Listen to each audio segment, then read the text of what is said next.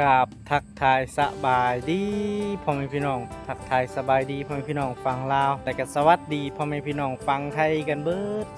สู่คนเนาะทักทายสบายดีพ่อแม่พี่น้องอายุเมืองนอกเมืองหน้าเด้อพ่อแม่พี่น้องเอ้ยกับมื้อนี้กับพ่อกับเบาบัวคือเก่าหั่นแหละพี่น้องเนาะก็คือมื้อนี้ทางเบาบัวกับบ่ได้ไปหาทั้งเพื่อนน้องเบ้ยเพิ่นพี่น้องเนาะบัวกับบ่มีรถพี่น้องเนาะเพราะว่าเมียเบาบัวหรือภรรยาเบาบัวเพิ่นเอารถไปนะพี่น้องเนาะไปธุระอะไรพี่น้องเอ้ยก็คือบ่บัวก็บ่ได้ไปหาทางเพื่อนน้องเบ้ยเนาะเดี๋ยวมื้ออื่นบ่บัวก็สิไปหาทางเพื่อนน้องเบ้ยเพิ่นพี่น้องเอ้ยก็คือทางบ่บัวก็คิดว่าไปบ่ได้เนาะคนสิมาเลยพี่น้องเอ้ยคือบ่บัวก็บ่ได้ไปหาทางน้องเพิ่นเนาะตั้งแต่บ่บัวมาส่งทางน้องเพิ่นเมื่อวานนี้พี่น้องเอ้ยแล้วก็บ่บัวก็บ่ได้มาเลยพี่น้องเอ้ยมีแต่มื้อเนาะทางบ่บัวก็สิไปเบิ่งเพื่อนซานเพิ่นพี่น้องเอ้ยฝนกะตกบ่เซาจักเทื่อพี่น้องเอ้ย บ่บัวกะ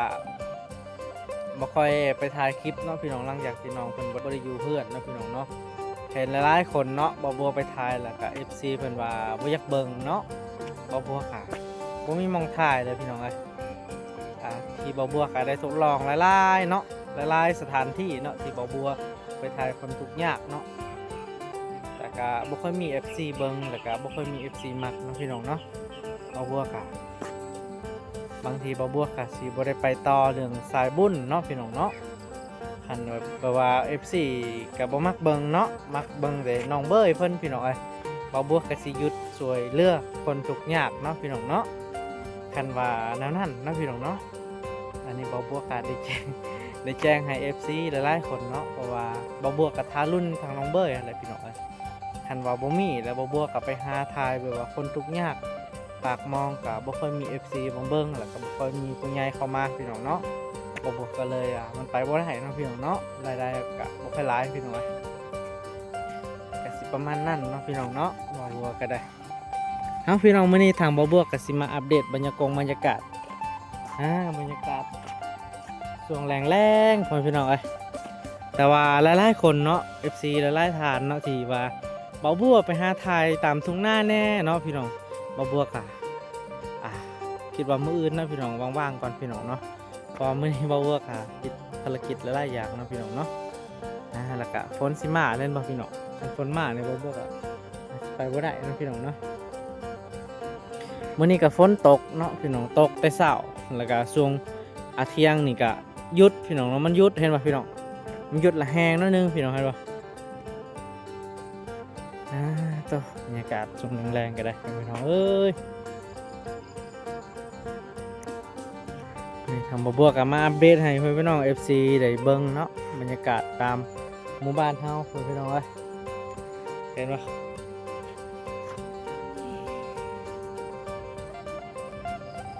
พี่น้องไอ้หัวบัวกะมาอัปเดตให้พ่อแม่พี่น้อง FC ได้เบิ่งเนาะบรรยากาศช่วงแรงๆในหมู่บ้านเฮาพี่น้องเอ้ยบ่บัวก็ว่าสิไปอันนั้นไปท้ายตามทุ่งนาให้พ่อแม่พี่น้อง FC ได้เบิ่งเนาะเบิ่งบรรยากาศเก่าๆพี่น้องเอ้ยหลังจากที่บ่บัวได้ลงคลิปแล้วก็ถาม FC เนาะว่าบ่อยากเบิ่งเนาะกันว่าบ่บัวไปท้ายคนอื่นอันนี้ก็บ่อยากเบิ่งบ่บัวกะสิหยุดไปทากเนาะพี่น้องเนาะกากสิท้าทายไปเพื่อนน้องเบ้ยให้แล้วพี่น้องเนาะให้ FC ได้เบิ่งแล้วก็บ่บัวกะอันน่ะเฮ็ดตามคำสัญญาของ FC เนาะพี่น้องเนาะ FC อยากเบิ่งทุ่งหน้าหรือว่าบรรยากาศในตามทุ่งหน้าเนาะพี่น้องเอ้ยบรรยากาศตามเรือนซานพี่น้องเอ้ยเนาะมันนี่ก็ได้บ่บัวกะบ่เฮ็ดอีหยังพี่น้องเอ้ยวันนี้ทางบ่บัวก็สิพามาเบิ่งบรรยากาศบ่บัวสิพามาเบิ่งหมู่ป่านะพี่น้องเนาะ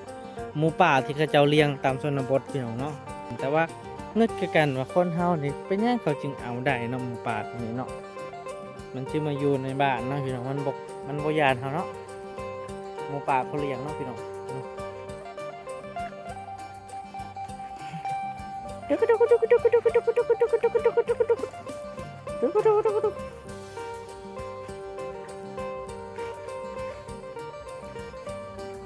บรรยากาศตามทุ่งไร่ทุ่งนาเด้อพี่น้องเอ้ยบ่แม่นบรรยากาศตามทุ่งไร่เนาะบรรยากาศตามหมู่บ้านเนาะพี่น้องเนาะ หมู่บ้านก็สิเงียบๆเด้อพี่น้องเอ้ย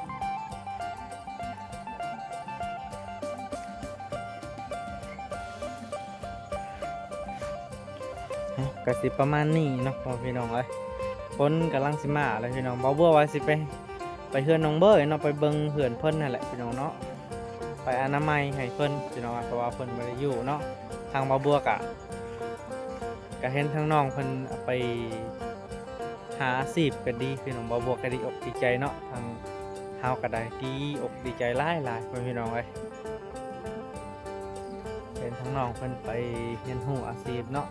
ตามเบิ่งน้องเพิ่นเหมาะอยู่เลยพี่น้องเอ้ยเหมาะในการเป็นซ่อมเนาะซ่อมแปลงรถพี่น้อง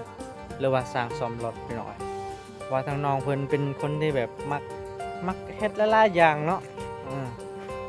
มักขนาดเอาง่ายๆคือแบบมักก่อนว่ามางนั่นมางนี่พี่น้องทางน้องเพิ่นเห็นทางน้องเพิ่นเฮ็ดเตียงเฮ็ดตังเพิ่นเฮ็ดเป็นบัดนะพี่น้องคิดว่าเป็นสร้างเนี่ยโอเคได้พี่น้อง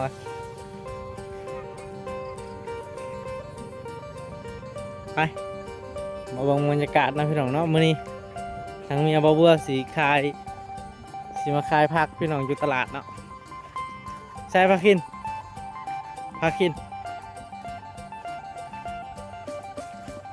ลงมาพี่ละ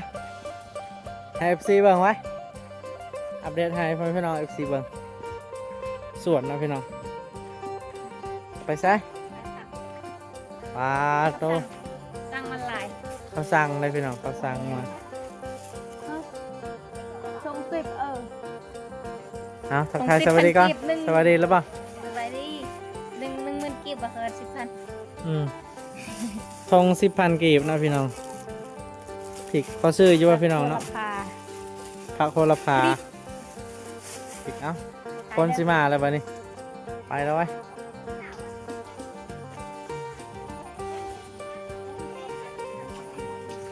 นี่พี่น้องเนาะ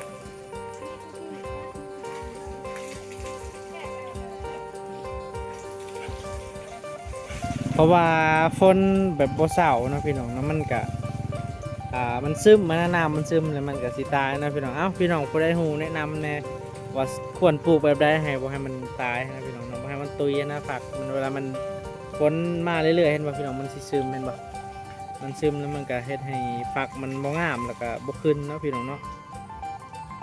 แต่ว่าก็ได้ค่ายอยู่พี่น้องได้ค่ายบ่หลาย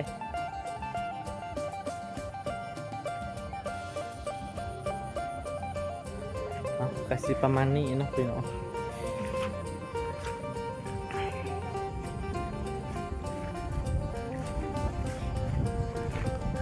บรรยากาศเนาะพี่น้อง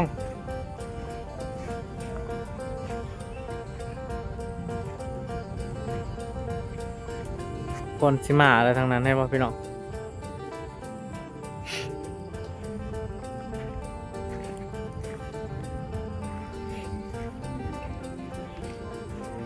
ก็สิประมาณนี้เนาะพี่น้องเนาะทางมาบวกกับมาอัปเดตให้พ่อแม่พี่น้อง FC เบิ่งบรรยากาศไปก่อนเนาะบรรยากาศตามหมู่บ้านเนาะพี่น้องเนาะตามหมู่บ้านที่บ่าวอยู่เนาะมันก็ค่อนข้างจะเงียบสงบดีพี่น้องเอ้ย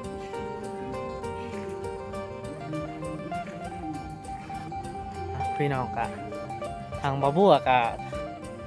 กะสิลองเบิ่งหลายวิธีเนาะการถ่ายคลิปเนาะหรือว่าไปหาถ่ายหรือคนทุกข์ยากหรือว่าสิมี FC เบิ่งบ่นั่นนี่เนาะพี่น้องเนาะเอ้าพี่น้องมักเบิ่งบ่หรือว่าบ่มักเบิ่งก็คอมเมนต์ได้เนาะพี่น้องเนาะบ่บัวกะคันว่าบ่มียอดวิวเนาะยอดวิวมันบ่ไปบ่บัวกะสิยกเลิกการถ่ายคลิปช่วยเหลือเนาะมีแต่ทางบ่บัวกะสิถ่ายแบบบ้านๆเอาพี่น้องเนาะถ่ายแบบ